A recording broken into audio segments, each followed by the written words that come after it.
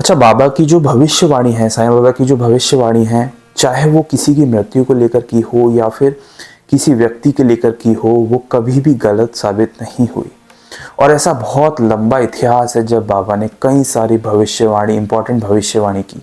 उनमें से कुछ भविष्यवाणियों के बारे में हम आज बात करेंगे। 1886 में जब साईं बाबा ने 3 दिन के लिए समाधि ली थी, मतलब 3 दिन तक महालसापति बाबा के शरीर को जमीन पर लेकर और उनके सर को अपने गोद में लेकर बैठे रहे थे लगातार 3 दिनों तक, तब बाबा के शरीर में प्राण नहीं थे। और जब वो 3 दिन बाद लौटे तो बाबा ने कहा था कि बंगाल के गदाधर को जल्दी थी जाने की, मालिक से मिलने की, इसलिए मुझे वापस आना पड़ा। बाबा का इंडिकेशन साफ था, क्योंकि अगर आप उस टाइमलाइन को देखेंगे तो 1886 में वो वही समय था, वो वही दिन था जब बंगाल के गदाधर यानी कि स्वामी विवेकानंद के गुरु श्री राम कृष्ण परमहंस ने महासमाधि ली थी। और ये एग्जैक्ट डेट आप जाकर मैच भी कर सकते हैं, और ये 1886 की घटना है। तब बाबा ने शिरडी में बैठे बैठे ये बात कही थी बंगाल के गदाधर के बारे में।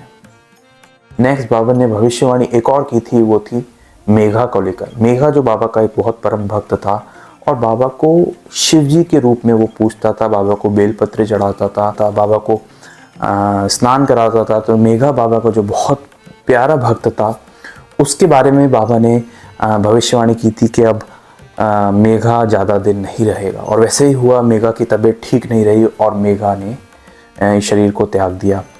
तब बाबा ने ये भविष्यवाणी की थी, साथ ही में जो कई सारे ऐसे मौक़ों पर बाबा ने ये भविष्यवाणी की थी। एक एग्जाम्पल और देता हूँ मैं आपको। एक बार बाबा ने एक समय कहा था कि मेरे गजानन अब चले गए, अब नहीं रहे। तब शिरडी से पत्र भेजा गया शेवगांव, और शेवगांव एक जगह थी जहाँ पर गजानन, स्वामी गजानन एक संत थे जो रहते थे, उनकी मृत्यु हो चुकी थी। शेवगांव एक जगह है जहाँ पर गजानन स्वामी संत रहते थे। तो बाबा ने कहा था कि मेरे गजानन अब नहीं रहे। उस वक्त जब पत्र भी भेजा गया शिरडी से शेवगांव, तब उन्हें मालूम पड़ा कि वहाँ पे जो संत रहते थे गजानन स्वामी, अब वो नहीं रहे। ये बाबा ने भविष्यवाणी, और बाबा ने एग्जैक्ट बता दिया था बिना किसी इन्फॉर्मेशन के। और ऐसी ढेर सारी भविष्यवाणी की थी बाबा ने। जीजी नार के एक प्रोफेसर थे जो बाबा को बहुत मानते थे और उनके पास एम्प्लॉयमेंट नहीं थी, वो बेरोजगार थे। तब बाबा ने उनकी माता जी से कहा था कि वो पुणे में उन्हें सेटल कर देंगे। और 1914 से लगभग 3 से 4 साल के बाद वैसे ही हुआ। पुणे की इंजीनियरिंग कॉलेज में जियोलॉजी के प्रोफेसर के तौर पर उन्हें तैनाती मिली, उन्हें एम्प्लॉयमेंट मिली।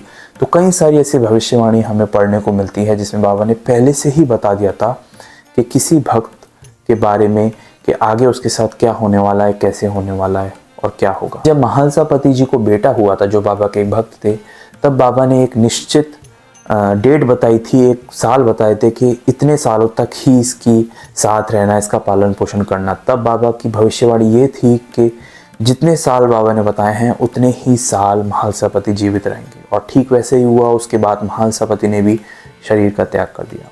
और ऐसी ढेर सारी जो है भविष्यवाणी बाबा से जुड़ी भी हमें पढ़ने को मिलती है। जब बाबा ने भविष्यवाणी की थी, कई अवसरों पर बाबा भविष्यवाणी करते थे, कई अवसरों पर बाबा हिंट देते थे, कई अवसरों पर बाबा सपना देते थे। तो बाबा का जो इन्फॉर्मेशन बताने का तरीका था वो बहुत ही अलग था और बहुत ही विचित्र भी कह सकते हैं, विचित्र था, क्योंकि हर वक्त के लिए बाबा के पास एक अलग संदेश होता था। तो ये बहुत शॉर्ट में मैंने बहुत सारी भविष्यवाणियों के बारे में आपको बताया।